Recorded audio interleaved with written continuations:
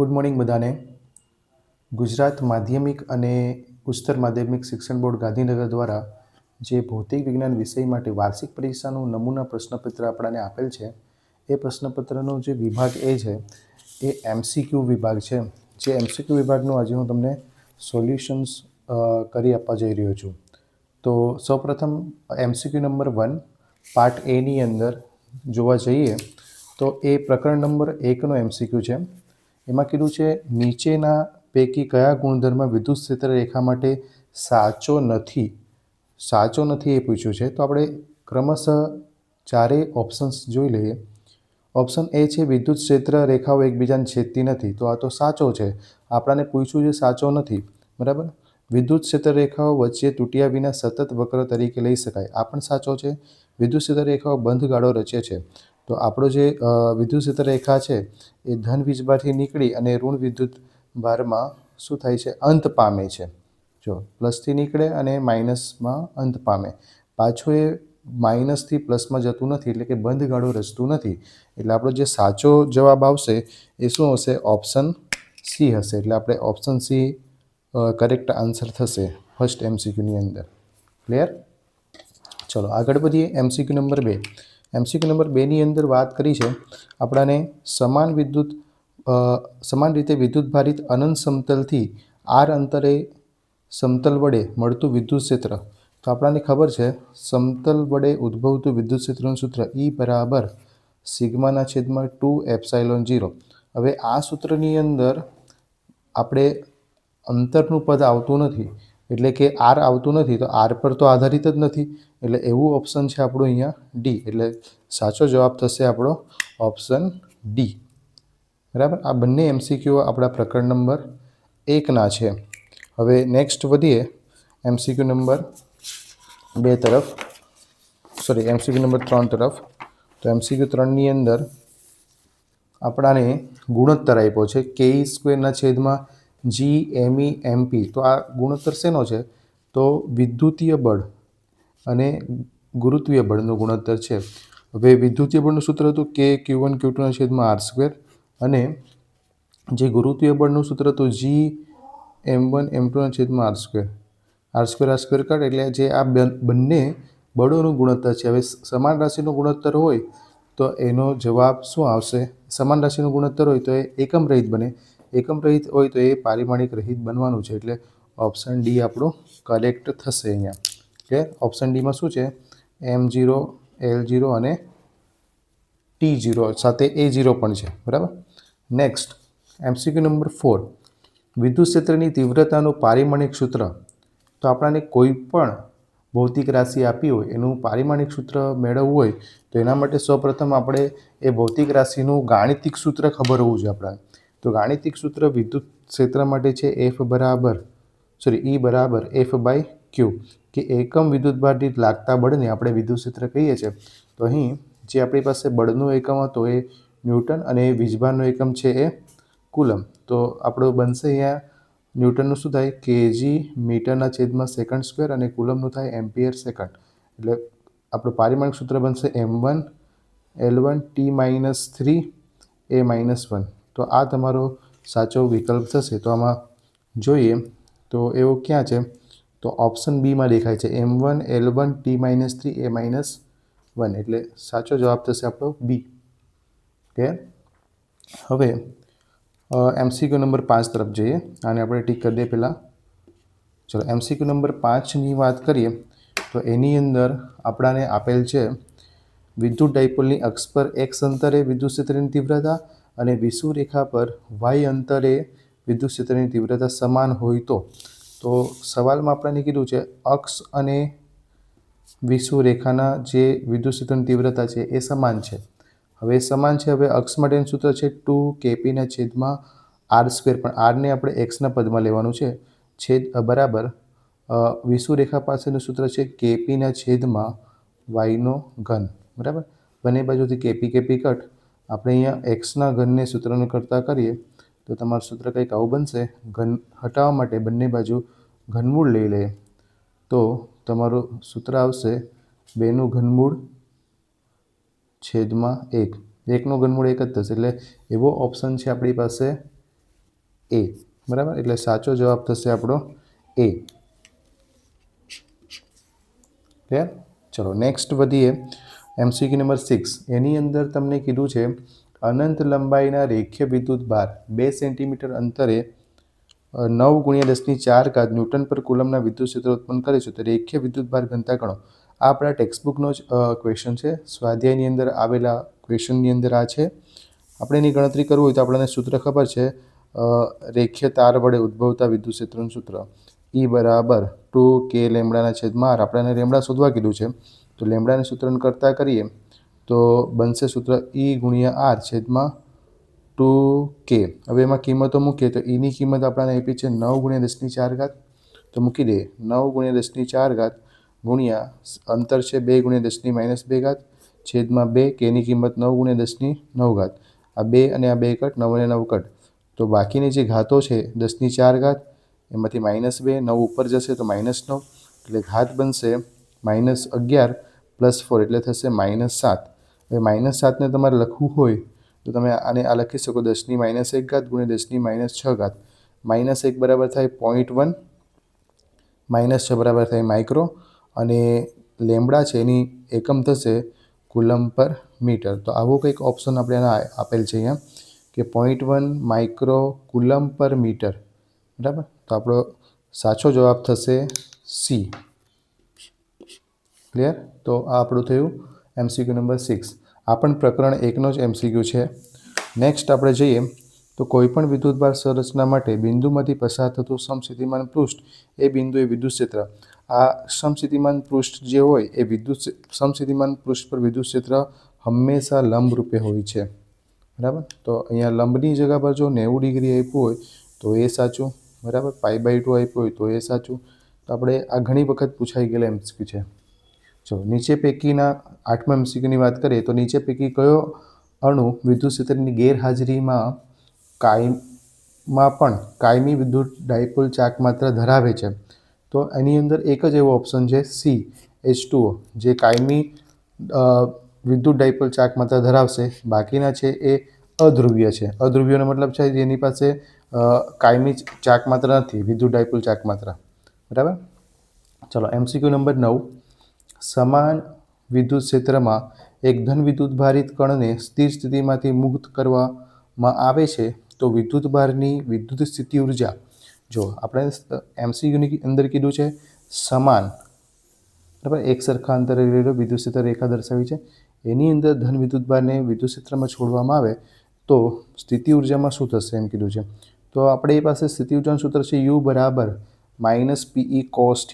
હવે અહીંયા dipole moment અને વિદ્યુત ક્ષેત્ર એકબીજાને સમાંતર હોય તો θ બને 0 અને cos 0 બરાબર થાય 1, એટલે U બરાબર થશે -P, એટલે કે લઘુત્તમ થાય. એટલે કે વિદ્યુત ક્ષેત્રની દિશામાં ગતિ કરે તો સ્થિતિ ઉર્જા શું થશે? ઘટશે.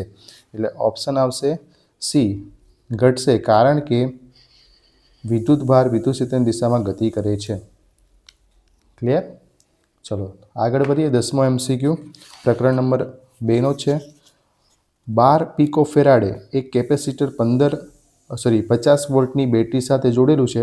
કેપેસિટરમાં કેટલી સ્થિત વિદ્યુત ઉર્જાનો સંગ્રહ પામી હશે? એટલે આપણે આ સિમ્પલ સ્થિતિ ઉર્જા સંગ્રહ પામી છે એ પૂછ્યું છે કેપેસિટરમાં. તો આપણી પાસે સૂત્ર છે U બરાબર ½ CV². એમાં કિંમત મૂકીએ તો C એટલે કે કેપેસિટન્સ જે આપ્યું છે આપણને 12 × 10⁻12, અને જે વોલ્ટેજ છે એ છે 50 એનો વર્ગ.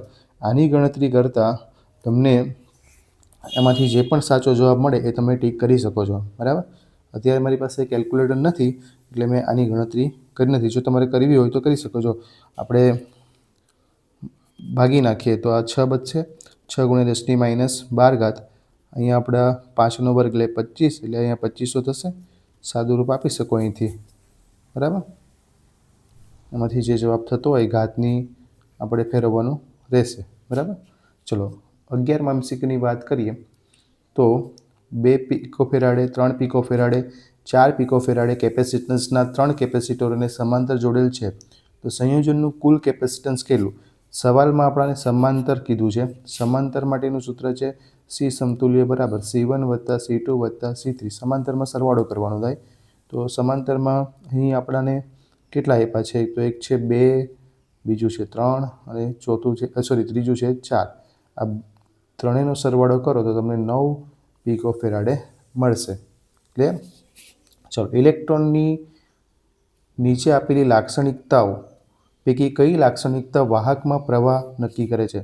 તો વાહકની અંદર જ્યારે ઇલેક્ટ્રોન ગતિ કરતો હોય તો એ સીધો ગતિ ના કરે, એ અથડામણો કરતાં આગળ વધે, એટલે કે ડ્રિફ્ટ વેગથી આગળ વધે.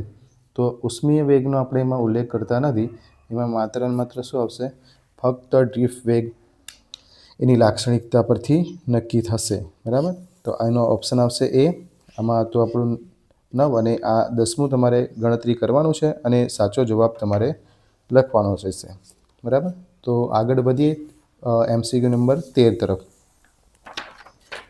તો MCQ 13ની અંદર તમને કીધું છે 1 સેન્ટીમીટર ગુણ્યા હાફના લંબચોરસ અને 10 સેન્ટીમીટર લંબાઈ ધરાવતા ધાતુના સળિયાની સામસામેની બાજુ વચ્ચે એક બેટરી જોડેલી છે, તો સળિયાનો અવરોધ કયા કિસ્સામાં મહત્તમ થશે એવું કીધું છે.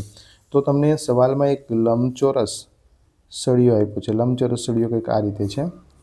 હું દોરીને તમને સમજાવું છું. અહીંયા આ લંબચોરસ સળિયો છે. બરાબર?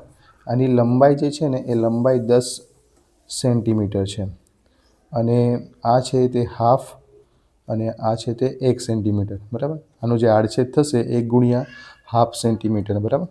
હવે તમને ખબર છે અવરોધ મહત્તમ થવા માટે અવરોધનું સૂત્ર છે તમારી પાસે R બરાબર ρ L/A. અવરોધ પરિમાણ પર આધાર રાખે છે, એટલે કે ક્ષેત્રફળ ઓછું કરીએ અને લંબાઈ વધારીએ તો અવરોધ શું થશે? મહત્તમ થશે.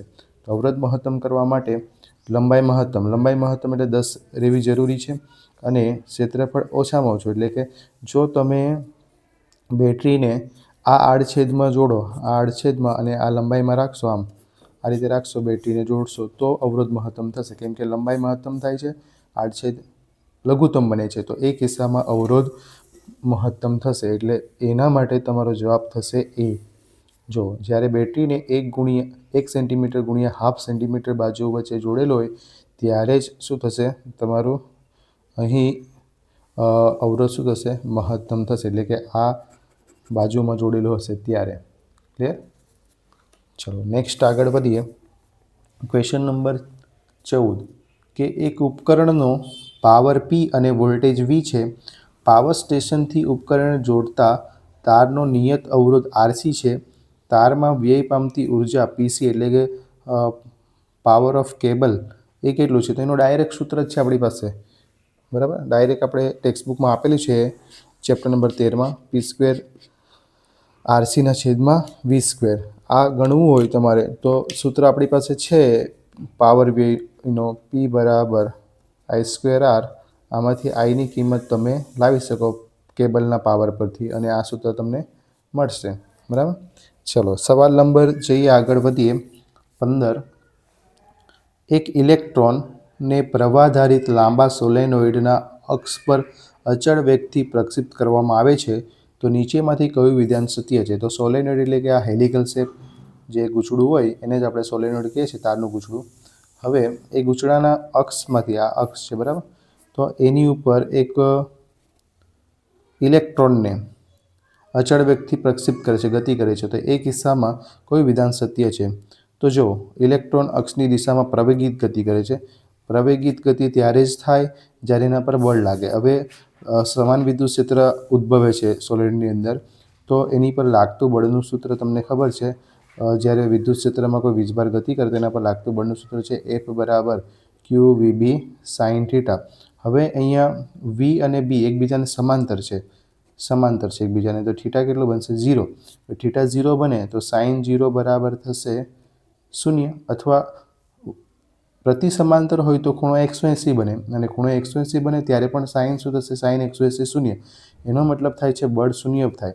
હવે જ્યારે પણ કોઈ પણ પદાર્થ હોય કે કણ હોય એના પર લાગતું બળ શૂન્ય હોય તો એ પદાર્થ પોતાની જે ઝડપ છે અથવા વેગ છે એ નિયમિત રાખશે, અચળ રાખશે. એટલે અહીંયા અચળ વેગથી ગતિ ચાલુ રાખશે. સોલેનોઇડના અક્ષ પર ઇલેક્ટ્રોન અચળ વેગથી ગતિ ચાલુ રાખશે.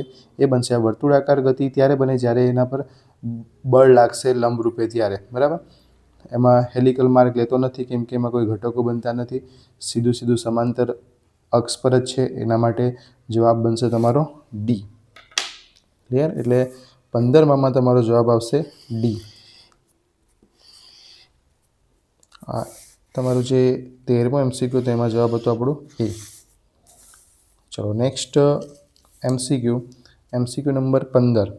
હવે એમાં કીધું છે શૂન્ય અવકાશમાં એકબીજાથી 1 મીટર અંતરે સમાંતર મૂકેલા બે ખૂબ લાંબા સીધા અવગણીય આડછેદ ધરાવતા સુવાહકના તારમાંથી 1 મિલિએમ્પિયર વિદ્યુતપ્રવાહ પસાર કરતા તેમની વચ્ચે લાગતું બળ.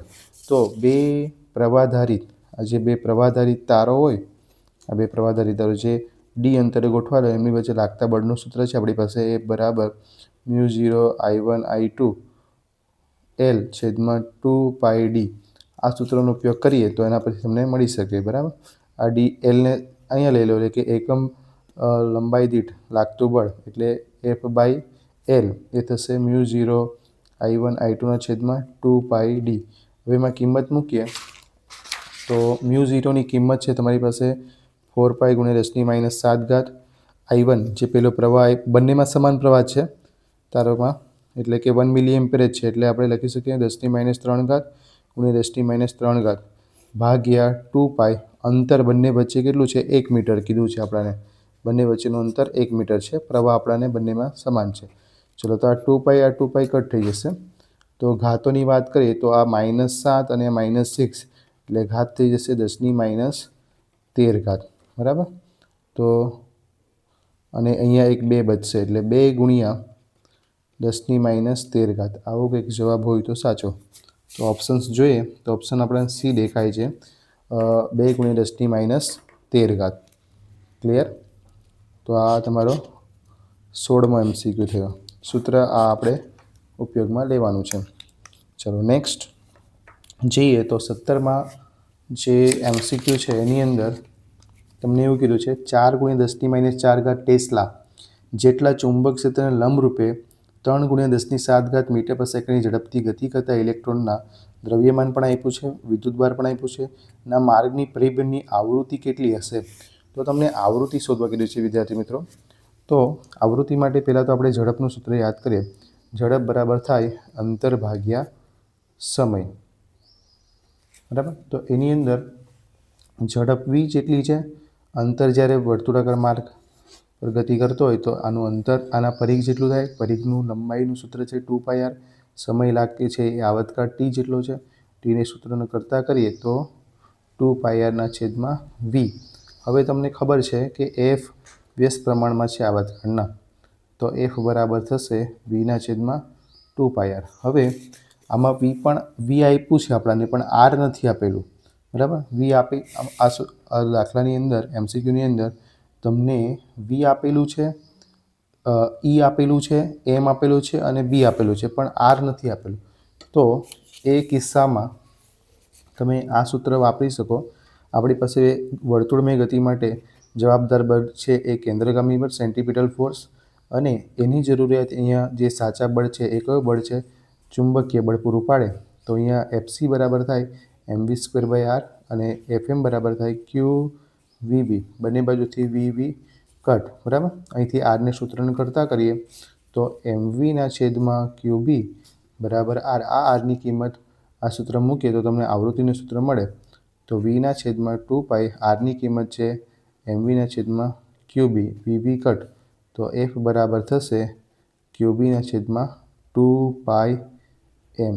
આ સૂત્રની અંદર b અને m આપેલું છે.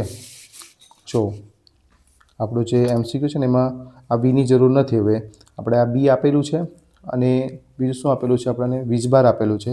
આ તમારું ક્યુ આપેલું છે, આ તમને એમ આપેલું છે અને આ તમને બી આપેલું છે.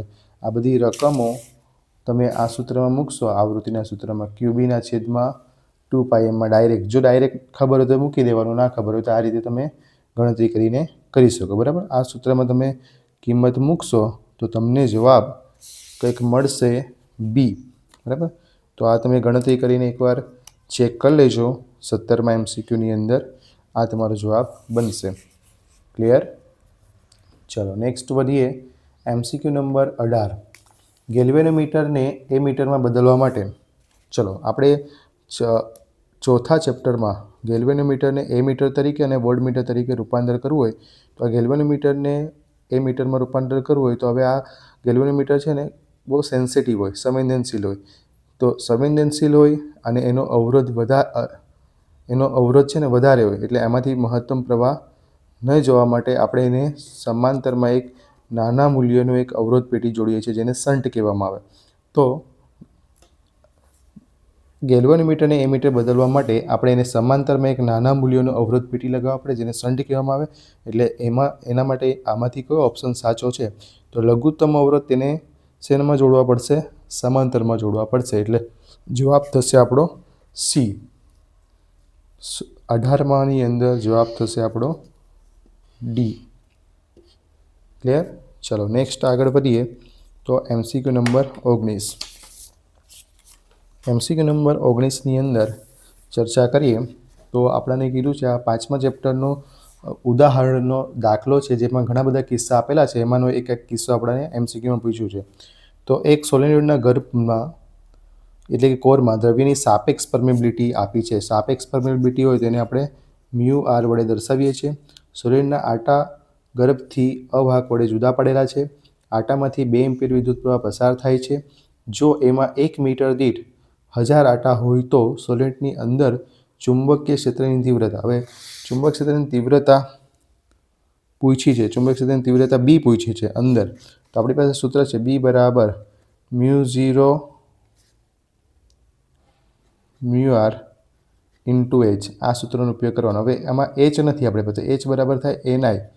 N બરાબર એકમ લંબાઈ દીઠ આટાની સંખ્યા જે આપણને આપી છે 1000 બરાબર ગુણ્યા I કેટલું આપ્યું છે 2. એટલે આપણે લખી શકીએ 2 ગુણ્યા 10⁻3. આ તમને H મળી ગયું. આ સૂત્રમાં આપણે કિંમત મૂકી દઈએ તો μ0ની કિંમત છે આપણી પાસે 4π ગુણ્યા 10⁻7. μrની કિંમત સાપેક્ષ પરમેબિલિટી 4 ગુણ્યા 10⁻2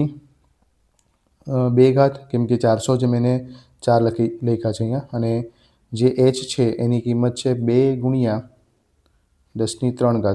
ગણતરી કરતાં જો ઘાત બનશે આ 5 અને બાકીની ગણતરી કરતાં અહીંયા 7 છે. તો ગણતરી કરશો ને તો તમને જવાબ મળશે અહીં 1 જવાબ આવશે. ટોટલ જ્યારે આપણે પૂરું ગણતરી કમ્પ્લીટ કરશો તો એનો જવાબ શું આવશે? 19મા MCQની અંદર 1 જવાબ આવશે. બરાબર, 1 ટેસ્લા. ક્લિયર? આ સૂત્રનો ઉપયોગ તમારે કરવાનો છે, આ કિંમતો મૂકવાની છે અને ગણતરી કરવાની છે. બરાબર.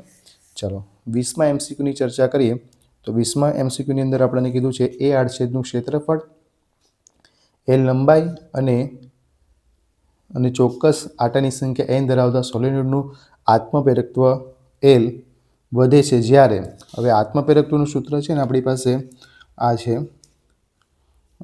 Lનું સૂત્ર હતું μ0 n²a/L. બરાબર. તો આ L ઘટે અને A વધે તો તમારું કંઈક આત્મપ્રેરકત્વ અહીંયા વધશે. બરાબર, વધે એવું પૂછ્યું છે આપણાને. તો L ઘટવું જોઈએ, L ઘટે અને A વધે એટલે ઓપ્શન્સ થશે આપણો બી. બરાબર, સાચો જવાબ થશે બી. L ઘટે અને A વધે. અહીં સ્મોલ l લંબાઈ છે અને કેપિટલ L છે એ પ્રેરકત્વ છે. બરાબર.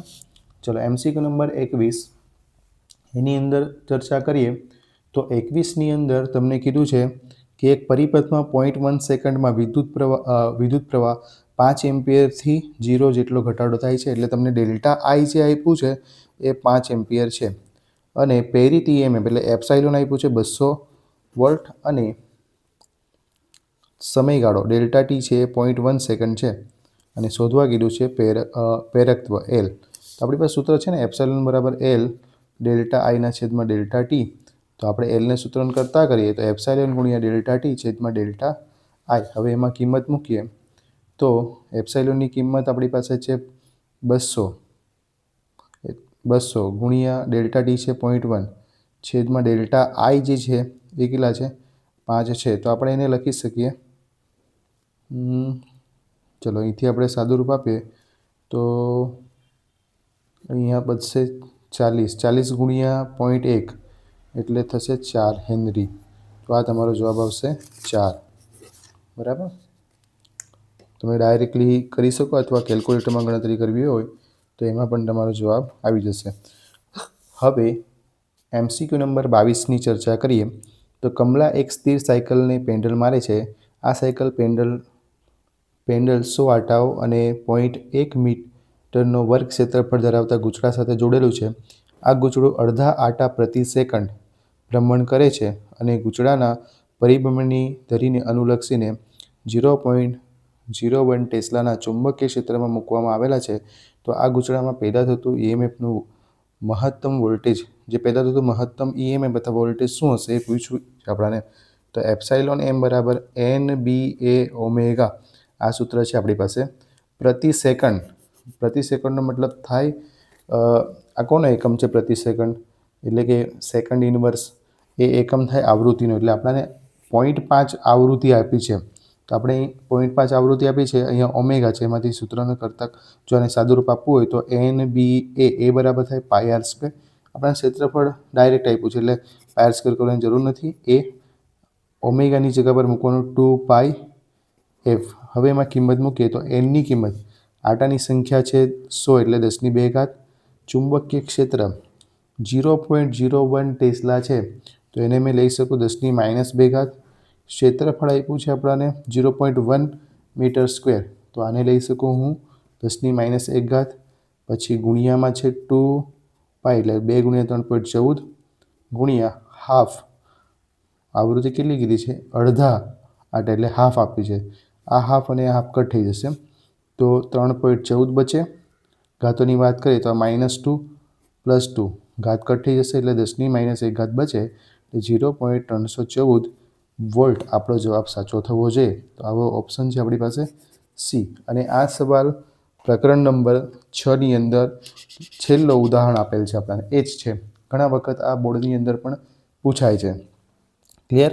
હવે 23મો જે MCQ છે એની અંદર એવું કીધું છે, બે સમકેન્દ્રિત ગોળાના ગૂંચળા, એક નાની ત્રિજ્યા R1 અને બીજી મોટી ત્રિજ્યા R2, જ્યાં R1 એ નાનું છે R2 કરતાં કેન્દ્ર એવી રીતે બતાવ્યું છે, અને આ ગોઠવણનું અનન્ય પ્રેરકત્વ મેળવો.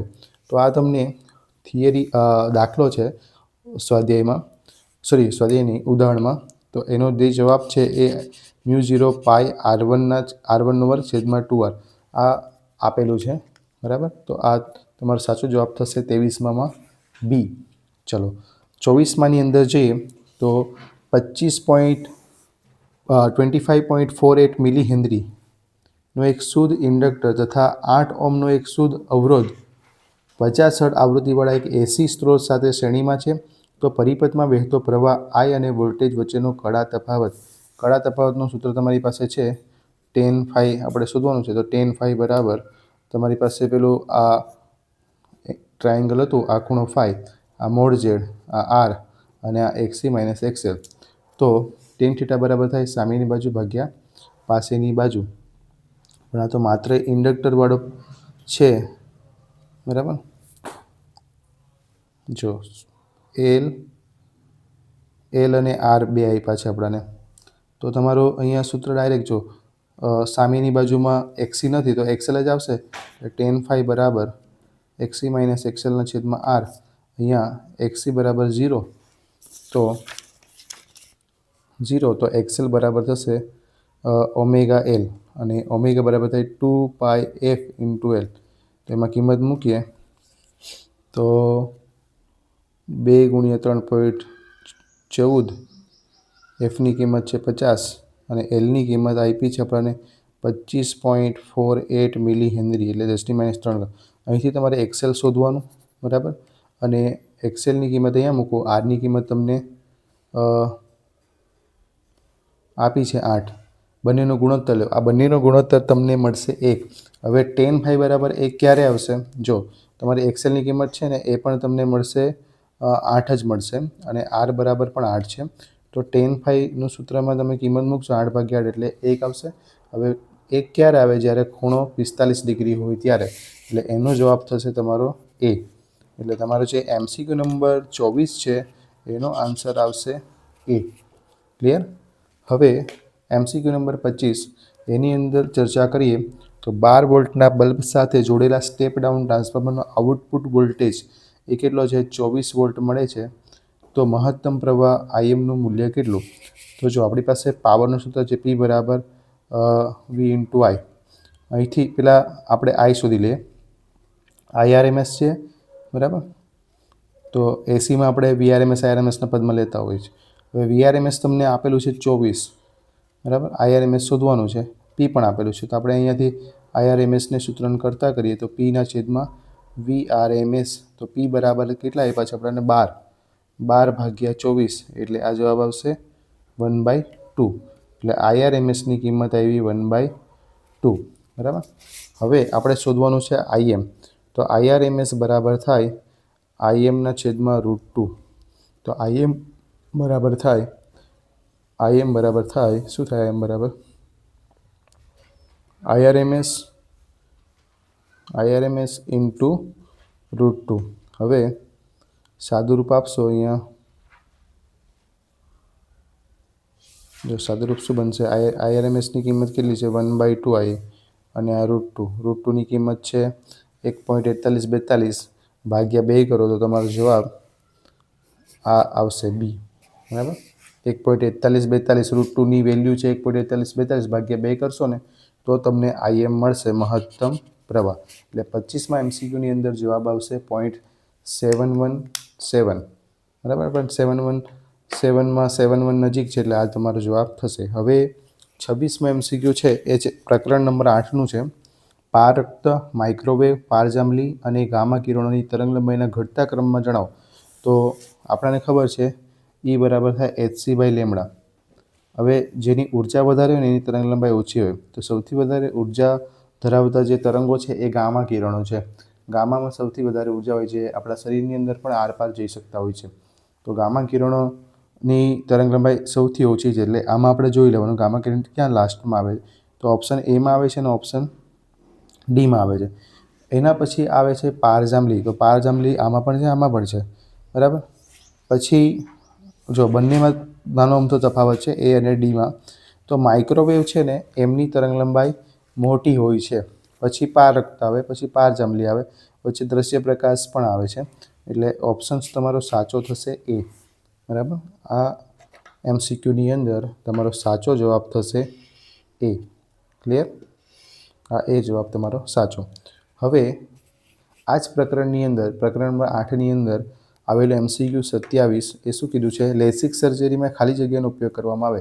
તો લેસિક સર્જરી એ આંખ માટેની સર્જરી છે, જેમાં તમારી ઉપયોગમાં લેવાતા જે તરંગો છે એ યુવી કિરણો. તો યુવીને ગુજરાતીમાં આપણે કહીએ છીએ પારજાંબલી, અલ્ટ્રાવાયોલેટ, આનો ઉપયોગ કરવામાં આવે છે, બરાબર.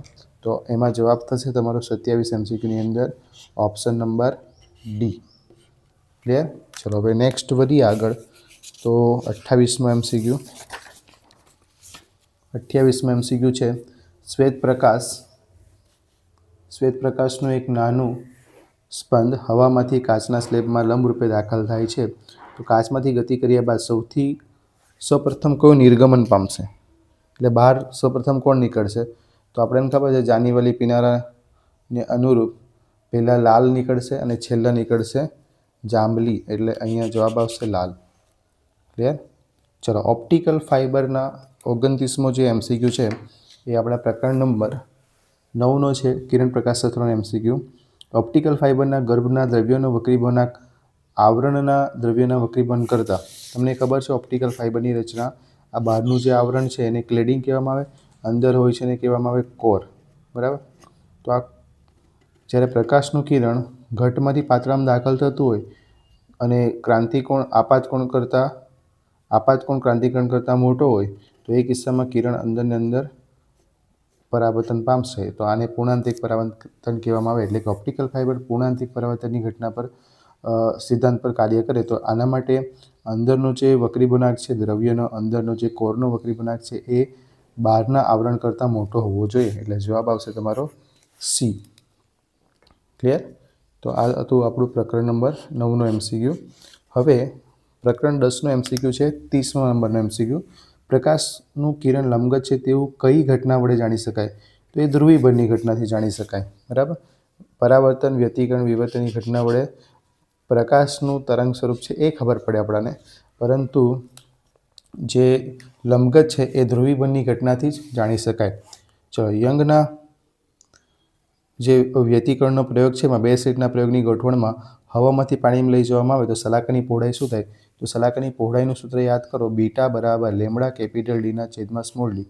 હવે આ માધ્યમ બદલાય તો લેમડા પણ બદલાય. હવે પાણીમાં જશે તો લેમડા ડેશ શું થશે? તો લેમડા ડેશ બરાબર થશે લેમડા બાય એન.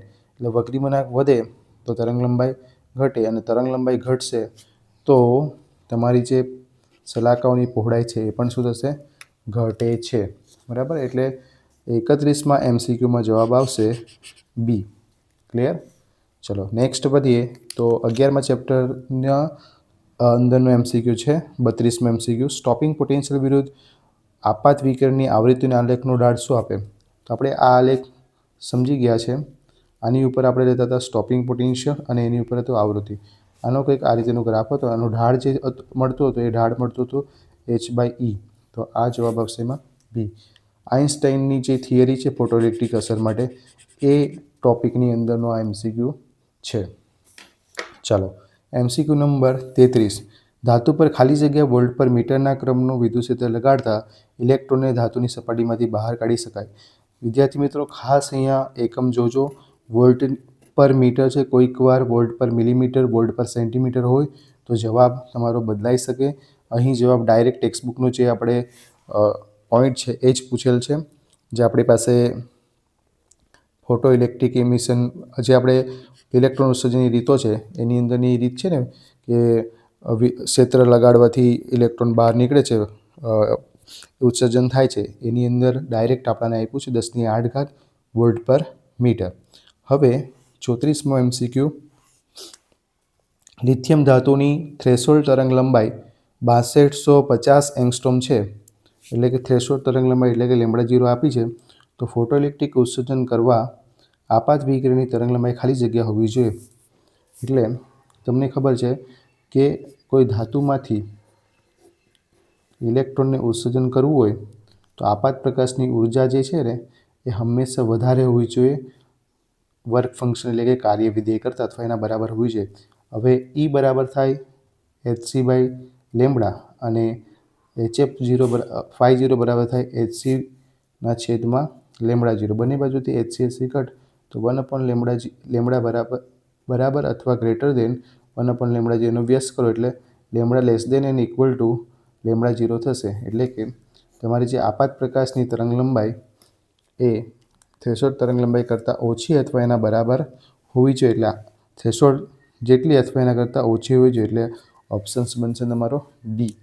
એટલે જે 36મો MCQ છે આપણો 35મો MCQ છે, 35 પણ નહીં 34 MCQ છે 34 નંબરનો, એનો જવાબ આવશે ડી. બરાબર. હવે 35 નંબરના MCQની અંદર નીચેમાંથી કોની ડી બ્રોગલી તરંગ લંબાઈ સૌથી વધુ હશે? તો સૌથી વધુ તરંગ લંબાઈ પૂછી છે આપણને. તો ડી બ્રોગલી તરંગ લંબાઈનું સૂત્ર છે λ બરાબર h/mv. જેનું દળ ઓછું એની તરંગ લંબાઈ વધુ. તો સૌથી ઓછું દળ હોય ને એ ઇલેક્ટ્રોનનું હોય, ઇલેક્ટ્રોન અથવા પોઝિટ્રોન. બરાબર. તો આ બીટા કણ છે ને એ બીટા કણ એટલે કે ઇલેક્ટ્રોન. બરાબર. એનું દળ સૌથી ઓછું, એના પછી હોય પ્રોટોનનું દળ અને ન્યુટ્રનનું દળ. બરાબર. આ બંને સમાન જ છે. અને એનાથી લાસ્ટમાં સૌથી વધારે હશે આલ્ફાનું. જેનું દળ વધારે એની તરંગ લંબાઈ ઓછી, જેનું દળ ઓછું એની તરંગ લંબાઈ વધુ. એટલે જવાબ આવશે તમારો અહીંયા સી બીટા.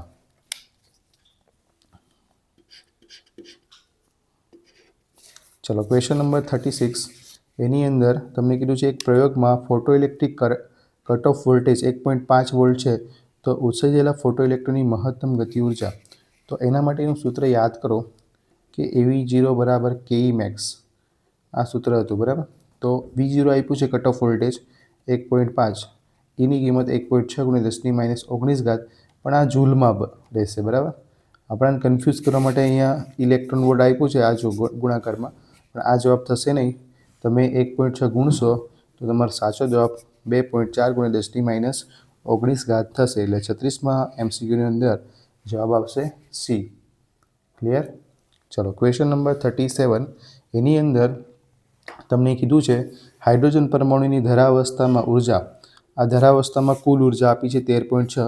આ અવસ્થામાં ઇલેક્ટ્રોનની ગતિ ઉર્જા અને સ્થિતિ ઉર્જા કેટલી થશે એ પૂછી છે. તો તમે કુલ ઉર્જા જો -x હોય તો ગતિ ઉર્જા k + x થાય અને સ્થિતિ ઉર્જા -2x થાય, એટલે કે ડબલ થાય. એટલે જો આ -13.6 ઇલેક્ટ્રોન વોલ્ટ હોય તો આ થશે +13.6 ઇલેક્ટ્રોન વોલ્ટ અને આ ડબલ થશે એટલે -27.2 ઇલેક્ટ્રોન વોલ્ટ. તો આવો જવાબ છે માત્ર ઓપ્શન નંબર એ. એટલે 37માં જવાબ આવશે તમારો એ. ક્લિયર વિદ્યાર્થી મિત્રો? ચાલો નેક્સ્ટ વધીએ MCQ નંબર 38 તરફ. તો MCQ નંબર 38ની અંદર તમને કીધું છે સમ્મુખ સંઘાત કિસ્સામાં સંઘાત પ્રચલન લઘુત્તમ હોય ત્યારે ખૂણો કેટલો થાય? તો ખૂણો રેડિયનમાં પૂછ્યો છે, રેડિયનમાં એટલે કે પાઈ રેડિયન, ડિગ્રીમાં હોય તો 180 ડિગ્રી, બરાબર. હવે 38ની અંદર તમને પ્રથમ ત્રણ બોહર કક્ષાના શું પૂછ્યા છે? ત્રિજ્યાનો ગુણોત્તર પૂછ્યો છે. કક્ષાના ત્રિજ્યાનો ગુણોત્તર છે, એટલે કે r ચલે છે n². તો જો r1 કરીએ તો એનો જવાબ આવશે 1, r2 કરીએ તો એનો 2નો વર્ગ થશે 4 અને r3 કરીએ તો એનો વર્ગ થશે 9, એટલે કે 1/4/9. એટલે આવો જવાબ છે તમારો સી. એટલે 39માં MCQની અંદર જવાબ આવશે તમારો સી. ચાલો, હાઇડ્રોજન પરમાણુની દ્વિતીય કક્ષામાં રહેલા ઇલેક્ટ્રોનની રેખીય વેગમાનની ચાક માત્રા. રેખીય વેગમાન, તો તમારી પાસે સૂત્ર છે L = NH/2π. હવે દ્વિતીય કક્ષામાં એટલે n = 2 એટલે L = 2h/2π. 2 કટ એટલે L બરાબર થશે h/π. બરાબર, તેનો જવાબ આવશે h/π. એટલે h/π એટલે ઓપ્શન બી સાચું. ચલો, ભારે સ્થાયી ન્યુક્લિયસો પ્રોટોન કરતાં વધુ ન્યુટ્રોન ધરાવે છે. આનું કારણ એ હકીકત છે કે પ્રોટોન વચ્ચે સ્થિત વિદ્યુતીય બળ અપાકર્ષી છે. જો પ્રોટોનનો વીજભાર છે પ્લસ, તો પ્રોટોન એકબીજાને અપાકર્ષશે અને અપાકર્ષથી એકબીજાથી દૂર જઈ શકે. તો એમની વચ્ચે ન્યુટ્રોન રહીને શું કરે છે? એક સિમેન્ટનું જેવું કાર્ય કરે છે. એમને જકડી રાખવાનું કાર્ય કરે છે ન્યુક્લિયસની અંદર, બરાબર. ચલો, 42 નંબરના MCQની અંદર તમને 2 ન્યુક્લિયસો આપ્યા છે, Hg અને Au. બંનેના પરમાણુ ક્રમાંક પણ સરખા નથી, પરમાણુ દળાંક પણ સરખા નથી, પરંતુ તમે એમના n શોધશો તો n બરાબર થાય a - z. તો પ્રથમ જે ન્યુક્લિયસ છે એમાં એની વેલ્યુ પરમાણુ દળાંક છે 198 અને પરમાણુ ક્રમાંક છે 80, તો 118 ન્યૂટન નંબર આવે છે. ગોલ્ડની અંદર વાત કરીએ તો એનું પરમાણુ દળાંક છે 197 અને પરમાણુ ક્રમાંક છે 79. બાદબાકી કરતાં મળે છે 118, એટલે કે બંનેના ન્યૂટન નંબર સરખા છે. અને જ્યારે બે ન્યુક્લિયસોના ન્યૂટન નંબર સરખા હોય તો એ એકબીજાના શું કહેવાય? આઇસોટોન કહેવાય. ક્લિયર? હવે 43 નંબરનો MCQ, એની અંદર એક વિખંડન પ્રક્રિયા આપી છે, પૂર્ણ કરવાની છે. તો વિખંડન પ્રક્રિયામાં તમને મેં સમજાવેલું છે કે જે 3 ઉદાહરણ બુકની અંદર આપ્યા છે એમાં ન્યૂટન ત્રણેય ઉદાહરણમાં ન્યૂટનનો મારો ચલાવવાનો છે યુરેનિયમ 92-235 પર, 92-235 પર, યુરેનિયમ 92-235 પર, બરાબર. અને આ વધુ અસ્થાયી થઈને 92-236 બને. આ ફિક્સ જ છે, આ ઉદાહરણ આપણી બુકની અંદર આપેલા છે એ જ છે, 236 બને. હવે વિખંડન પ્રક્રિયામાં શું થાય? આ અસ્થાયી ન્યુક્લિયસ સ્થાયીપણા માટે 2 સમાન દળવાળા, લગભગ સમાન દળવાળા ન્યુક્લિયસોમાં તૂટશે. સાથે ન્યૂટન પણ બહાર કાઢે. આ ન્યૂટન થશે 0, 1, 0, 1, 0, 1, 342 કરીને આપણે યાદ રાખ્યું હતું. હવે જે 2 ન્યુક્લિયસો નીકળશે એ કયા? તો આપણે એની ટ્રીક યાદ રાખી હતી, બસ્કર સબનબ ઝેરોક્સ શરૂ, આવી રીતે યાદ રાખ્યું હતું. હવે આ પ્રક્રિયામાં જો Ba છે, Ba સાથે કોણ આવે? ક્રિપ્ટોન આવે. અને ઓપ્શનમાં બીજા ક્રિપ્ટોન છે જ નથી, એટલે આપણે પરમાણુ દળાંક કે પરમાણુ ક્રમાંકની ટેન્શન લેવાની જરૂર નથી. ડાયરેક્ટ તમારો જવાબ થઈ જશે બી. એટલે તમારો જે MCQ નંબર 43 છે એમાં જવાબ આવશે ક્રિપ્ટોન પ્રક્રિયા પૂર્ણ કરવામાં. ક્લિયર? તો આગળ વધીએ તો MCQ નંબર 44, એમાં તમને કીધું છે 1 ગ્રામ સમતુલ્ય 1 ગ્રામની સમતુલ્ય ઉર્જા એટલે E શોધવા કીધી છે. તો E બરાબર થાય mc². તો m બરાબર આપણે ઉર્જા શોધવાની છે. ગ્રામ એટલે 10⁻³ સીની કિંમત 3 × 10⁸ એનો આખાનો વર્ગ એટલે 3નો વર્ગ થશે 9, ઘાતની ઘાતનો ગુણાકાર કરો એટલે 16, 16 - 3 એટલે કેટલા બચે 13, અને આ જૂલમાં છે. તો 9 × 10⁻13 જૂલ તમારો સાચો જવાબ થશે MCQ નંબર 44ની અંદર. ક્લિયર? ચલો MCQ નંબર 45, પ્રોટોનની ત્રિજ્યા. તો એનું સૂત્ર આપણી પાસે છે. ત્રિજ્યાનું સૂત્ર R = R0 (a⁻1/3). હવે પ્રોટોનને લખાય એવી રીતે, એટલે કે હાઇડ્રોજનનું એનો જે A છે એ કેટલો બનશે? A = 1. એટલે તમારી ત્રિજ્યા બનશે 1.2. ફર્મી એટલે 10⁻15 એટલે 1.1ની નજીક છે આ, એટલે તમારો જવાબ આવશે A. ત્યારે આપણી પાસે ત્રિજ્યાનું સૂત્ર હતું ને ન્યુક્લિયસ ચેપ્ટરની અંદર, R = R0 (a⁻1/3). જ્યાં એ પરમાણુ દળાક છે, હાઇડ્રોજન માટે પરમાણુ દળાક આપશે 1. ચલો MCQ નંબર 46, તાપમાનમાં વધારા સાથે અર્ધવાહકની વાહકતા વધે છે કારણ કે વાહકોની સંખ્યા ઘનતા વધે, કેમ કે સહસંયોજક બંધ તૂટે, મુક્ત ઇલેક્ટ્રોન વધે, બરાબર. રિલેક્સેશન સમય પણ ઘટે છે લોકોનો, પરંતુ રિલેક્સેશન સમયમાં થતા ઘટાડાની અસર સંખ્યા ઘનતાની સાપેક્ષે ઘણી ઓછી છે. એટલે એમાં જે જવાબ આવશે ને વાહકતા અર્ધવાહકોની અંદર, એ અર્ધવાહકોની અંદર જવાબ આવશે તમારો આ D. બરાબર. સંખ્યા ઘનતા તો વધે છે, રિલેક્સેશન સમય પણ ઘટે છે, પણ એ રિલેક્સેશન સમયનો સંખ્યા ઘનતાની સાપેક્ષે આપણે સંખ્યા ઘનતા વધારે હોય છે, એટલે રિલેક્સેશન સમયનું અહીંયા એટલી અસર થતી નથી. બરાબર. એટલે ઓપ્શન આવશે તમારો એમાં D. ચલો નેક્સ્ટ MCQ નંબર 37. હવે 37માં 2 MCQ છે, A અને B. હવે A અને B બે આપ્યા છે, એમાં આકૃતિવાળા હશે એ સામાન્ય વિદ્યાર્થી માટે, અને જે આકૃતિ વગરના છે એ દૃષ્ટિહીન વિદ્યાર્થી માટે. અને એ લોકોએ મેન્શન કર્યું છે, અહીંયા લખ્યું છે દૃષ્ટિહીન વિદ્યાર્થી માટે. એટલે તમારે એમાં MCQ કયું કરવાનું? જે A નંબરનું હશે, આકૃતિવાળું હશે એ. હવે આકૃતિવાળામાં MCQમાં તમે જુઓ તો તમને ફોરવર્ડ બાયસ નું જે આપણી પાસે PN જંક્શનની જે રચના હતી એની અંદર જે લાક્ષણિકતા હતી, IV લાક્ષણિકતા વોલ્ટેજ અને પ્રવાહની, એનો ગ્રાફ આપ્યો છે.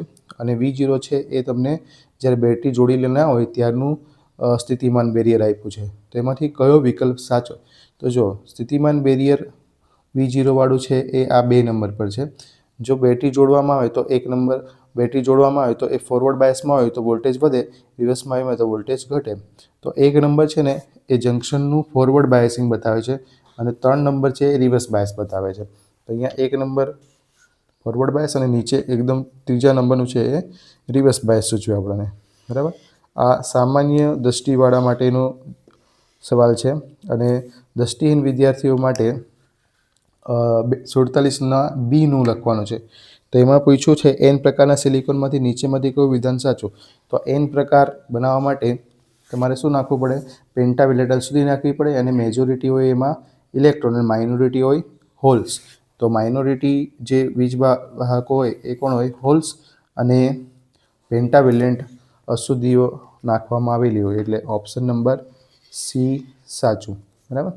ચલો 48 નંબરનો MCQ ટેક્સ્ટબુકનો જ છે. કાર્બન, સિલિકોન અને જર્મેનિયમ દરેકના 4 વેલેન્સ ઇલેક્ટ્રોન છે, તેની અનુરૂપ ઉર્જા ગેપોનો આપણે સંબંધ મેળવવાનો છે. તો કાર્બન જે છે ને એ અવાહક જેવું હોય, એટલે કાર્બનની ઉર્જા ગેપ સૌથી વધુ. પછી સિલિકોનની ઉર્જા ગેપ જે બુકની અંદર આપી છે 1.1 ઇલેક્ટ્રોન વોલ્ટ. પછી સૌથી છેલ્લા આવશે એ કોણ આવશે? તો જર્મેનિયમ. જર્મેનિયમનું જે ઉર્જા ગેપ છે એ 0.7 ઇલેક્ટ્રોન વોલ્ટ છે, એટલે સૌથી છેલ્લા જર્મેનિયમ, એના પછી સિલિકોન, અને સૌથી વધારે હશે કાર્બનની ઉર્જા, કેમ કે કાર્બન અવાહક તરીકે વર્તે. એટલે જવાબ બનશે તમારો B. ક્લિયર? ચલો નેક્સ્ટ 49. બાયસિંગ કર્યા વગરના PN જંક્શનમાં હોલ P વિસ્તારમાંથી N વિસ્તારમાં વિસ્તરણ પામે છે, ડિફ્યુઝ પામે છે. એનું કારણ છે કે P વિસ્તારમાં હોલની સંખ્યા ઘનતા વધુ છે અને N વિસ્તારમાં કરતાં વધુ છે. બરાબર. તો જો આપણે હંમેશા ખબર છે કે વધારેથી ઓછા તરફ વહન થતું હોય છે. બરાબર. જે પ્રસરણ છે એ હંમેશા વધારે સાંદ્રતાથી ઓછા સાંદ્રતા તરફ થાય. તો P પ્રકારમાં હોલની સંખ્યા ઘનતા વધુ છે, એટલા માટે હોલ્સ છે એ Pથી N તરફ વહન પામે, કેમ કે Nમાં માઇનોરિટી હોલ છે અને Pમાં પી પ્રકારમાં પી વિસ્તારમાં મેજોરિટી હોલ્સ છે. બરાબર. ચલો 50 નંબરનો MCQ. પીએન જંકશનમાં જો અશુદ્ધિનું પ્રમાણ ઓછું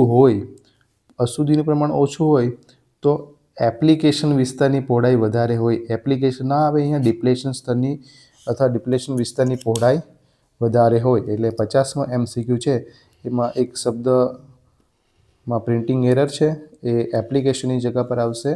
ડિપ્લેશન વિસ્તારની પહોળાઈ વધારે હોય છે. તો આ આપણા 50 MCQ કમ્પ્લીટ થાય છે, જે આપણાને નમૂનાનું પેપર આપ્યું હતું બોર્ડ તરફથી. ક્લિયર? તો આ MCQ પણ તમારે વ્યવસ્થિત તૈયાર કરવાના. બોર્ડની અંદર આમાંથી ઘણા બધા રિપીટ થઈ શકે. બરાબર છે. એવી જ રીતે આપણે MCQ પછી પાર્ટ બીનું જે સોલ્યુશન છે એ પણ હું મૂકીશ. એને પણ તમે બરાબર તૈયાર કરજો. All the best.